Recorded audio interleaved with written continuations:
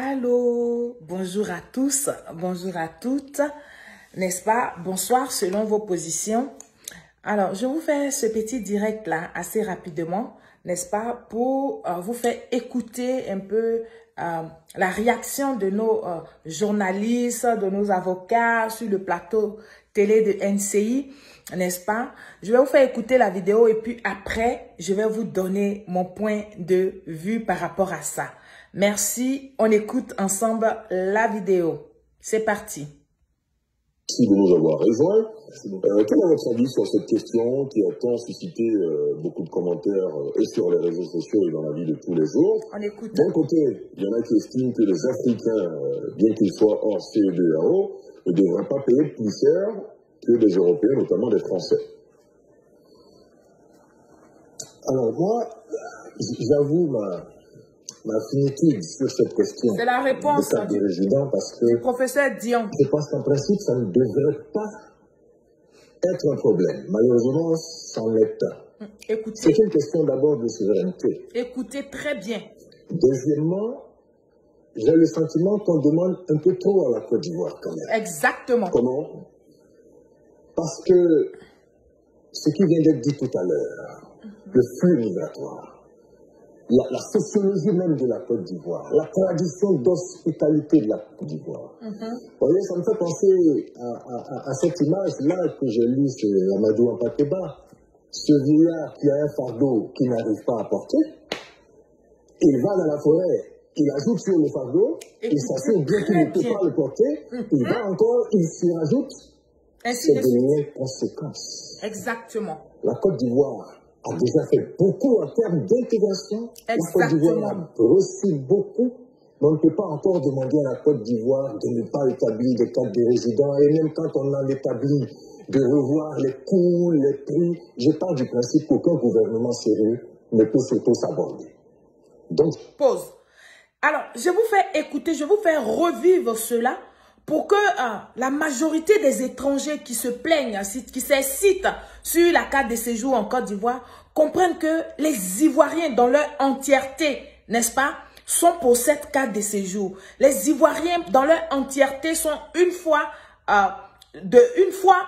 d'accord sur les désaccords qui nous divisent en interne. Je voudrais que les étrangers écoutent ça très bien. Je voudrais que les Camerounais écoutent ça très bien. C'est pas parce que vous nous vilipendez, c'est pas parce que vous vous acharnez sur la Côte d'Ivoire que vous allez penser que, en ce qui concerne la carte de séjour en Côte d'Ivoire, nous sommes opposés. Non, nous ne sommes pas opposés. Nous sommes tous d'accord sur nos désaccords de ce que la carte de séjour doit bel et bien exister pour les gens hors CEDEAO. Je précise bien hors CEDEAO, parce que c'est en Côte d'Ivoire qu'il y a le plus d'étrangers. Il faut le reconnaître. En le disant, ce n'est pas de l'orgueil, mais c'est la réalité, c'est ce qui est. On continue d'écouter le professeur Dion. Parce que si cette mesure-là arrive maintenant ou est appliquée maintenant, c'est parce que le gouvernement a jugé utile que cela soit. Et je pense qu'il faut mettre cela au crédit du gouvernement. Voilà ce que je peux dire déjà. Combien? Je voulais rebondir par rapport à ce que professeur Dion disait. En fait, je suis très d'accord avec lui. Mais comme je l'ai dit, le cas de la Côte d'Ivoire est un cas d'exception. Je vais vous faire un petit résumé très rapidement. Voilà. Si vous prenez le cas de la Côte d'Ivoire, aujourd'hui, on a à peu près 25 millions d'habitants. Dans les 27 millions d'habitants, si vous enlevez les Ivoiriens, c'est-à-dire vous mettez de côté les Ivoiriens qui n'ont aucun lien, aucun rapport, aucun lien fraternel, filial avec des étrangers, vous allez vous retrouver peut-être avec 10 millions d'Ivoiriens. Donc, le problème de la Côte d'Ivoire, c'est un cas particulier. On va pas faire... Vous laissez la responsabilité de vos filles. Je ne sais pas si on vous basez pour avancer ces chiffres, mais en tout cas... La Côte d'Ivoire est libre de prendre des lois par rapport à la gestion de l'immigration. C'est normal, tout à fait d'accord. Mais son cas d'exception doit être promis, doit être divulgué, doit être tenu comme tel. Nous devons encourager la Côte d'Ivoire à rester dans cette optique. Pause.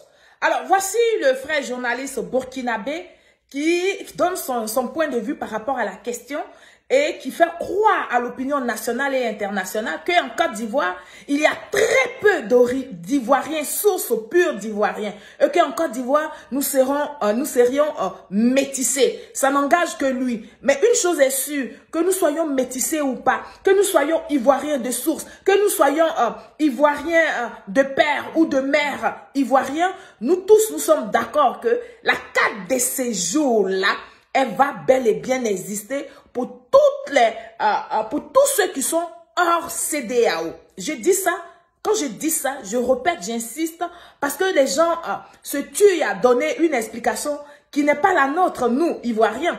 Nous disons que cette histoire de carte de séjour qui coûte 300 000 francs CFA aux personnes qui ne font pas partie, aux pays qui ne font pas partie de la CEDEAO, eh bien, va s'appliquer. Ça ne sert à rien de faire des acrobaties. Ceux qui sont ivoiriens, soit de père ou de mère, ceux-là feront leur démarche. Oui, ceux qui ne sont pas ivoiriens, ils vont payer la carte de séjour. C'est ça qui est le vrai point. On continue de les écouter.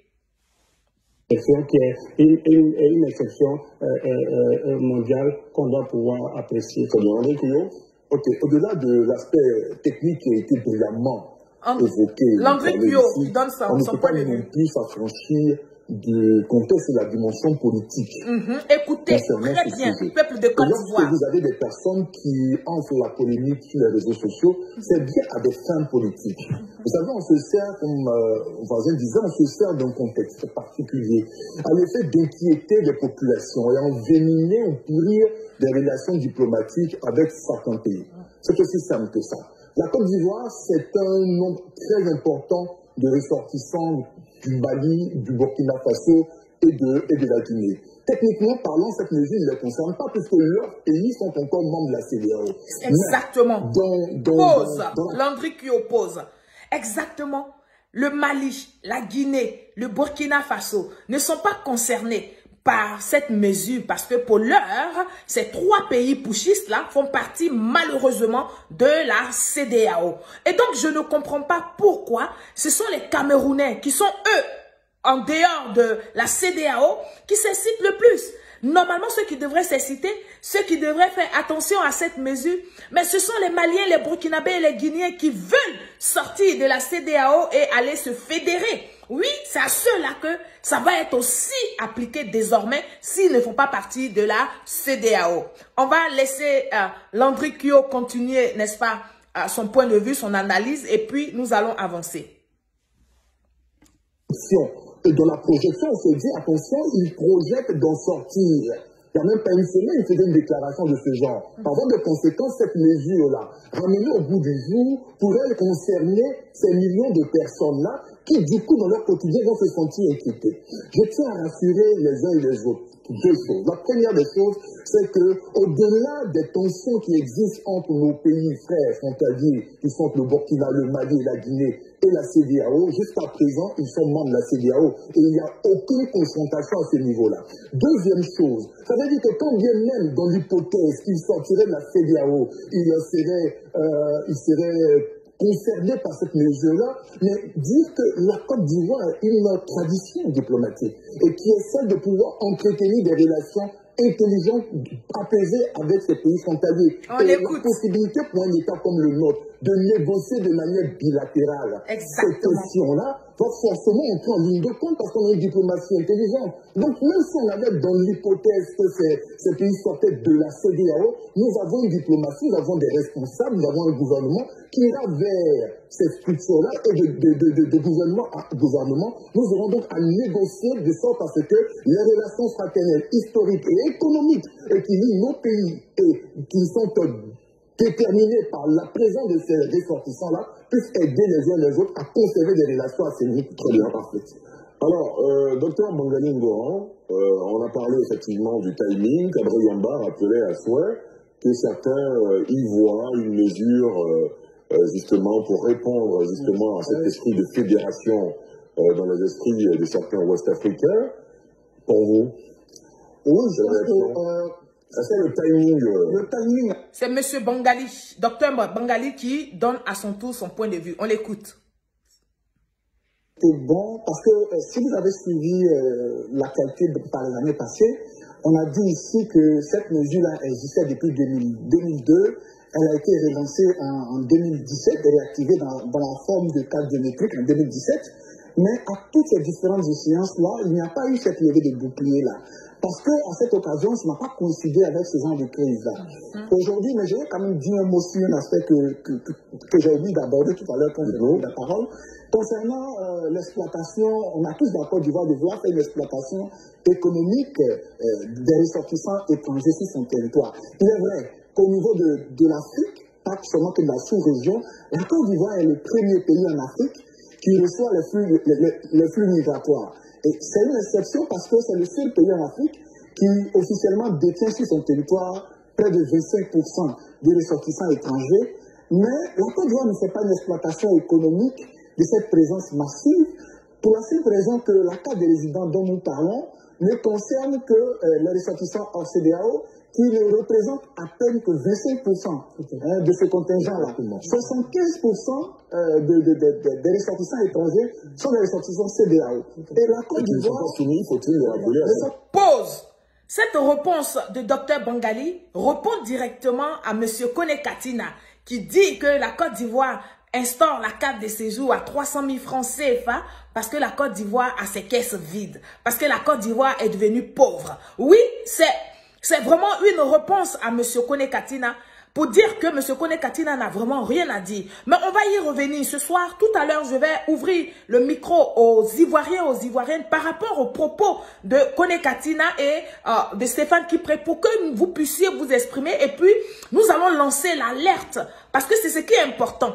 Dans une vidéo que font nos amis de l'opposition, c'est qu'il ne faut pas trop s'attarder sur ce qu'ils disent. C'est plutôt réfléchir à comprendre qu'est-ce qu'ils voulaient dire qu'ils n'ont pas dit. Oui, c'est de ça qu'il est question, famille. On continue d'écouter monsieur Dr Bangali.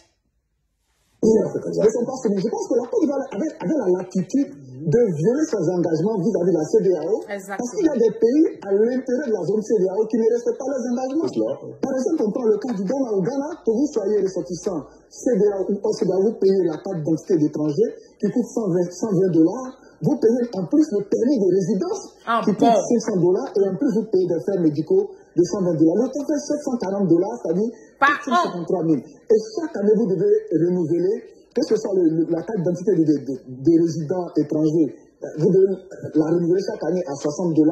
Et vous devez également renouveler le permis de résident chaque année à hauteur de $60, ce qui fait déjà en plus du premier paiement de plus de 400 000 francs, une somme de $120 au total que chaque année vous devez payer. Et je pense qu'à ce niveau-là, la CEDEAO a mis en place du temps du gouvernement d'Europe, Patrice Kaboré, qui avait abrité cette réunion, une task force pour mettre une pression supplémentaire sur les mauvais élèves de la sous-région. Donc, je vais dire que, parce que cette jurisprudence de ces pays qui ne respectent pas ces 6 protocoles qui ont été signés par la CEDEAO existent, la Côte d'Ivoire aurait pu, par réciprocité, se prévaloir de ce que les autres ne respectent pas, ces accords-là, et puis s'appuyer là-dessus pour imposer le même titre de séjour à des ressortissants OCDEAO qui concernent quand même 75% du contingent présent sur son territoire. Dans ce cas de figure-là, on aurait pu penser que la Côte d'Ivoire soit une exploitation économique, parce que là, ça concerne un monde un peu plus important. Mais à partir du moment où cette mesure ne concerne que 25% des étrangers sur le territoire, on ne peut pas mettre en avant l'argument d'exploitation économique. C'est cela, très bien. Alors, merci, avant de poursuivre, il y a M. Degré d'Amazon qui nous... Voilà. Et donc, Ivoiriens, Ivoiriennes, vous devez comprendre que les gens accusent la Côte d'Ivoire à tort et à travers. Les gens indexent la Côte d'Ivoire de la plus mauvaise manière parce que tout simplement, les gens ont décidé de vouloir détruire ce beau travail que fait le président, son excellence Alassane Ouattara. Et donc, je fais cette vidéo-là pour vous maintenir en éveil de conscience, pour dire que voici des émissions qu'il faut regarder, qu'il faut écouter avec beaucoup d'intérêt parce que là-dedans, tous ne sont pas passionnés. Et oui, en dehors des gens qui font des vidéos sur Facebook, qui sont extrêmement passionnés par leurs dirigeants politiques, par leurs responsables, par certains cadres. Vous devez aller écouter cette émission-là, l'émission sur NCI, et vous allez comprendre qu'il y a des Ivoiriens qui sont juste patriotes. Il y a des Africains qui sont juste africain qui ne jette pas le propre sur la Côte d'Ivoire, mais qui comprend exactement la démarche de la Côte d'Ivoire et qui ont tous vu aujourd'hui que la Côte d'Ivoire est dans une dynamique de prospérité. Et donc, le peuple ivoirien doit, n'est-ce pas, suivre cette dynamique de prospérité, cette dynamique de développement que j'allais dire. Et tout ça, grâce à une seule personne, son Excellence Alassane Ouattara. Disons tous merci au président de la République, à son épouse Fantagbe, notre maman Dominique. Nous vous disons merci pour votre soutien, pour cet appui que vous êtes auprès du président de la République, son Excellence Alassane Ouattara. Vive la République de Côte d'Ivoire et vive le peuple ivoirien. Merci et au revoir.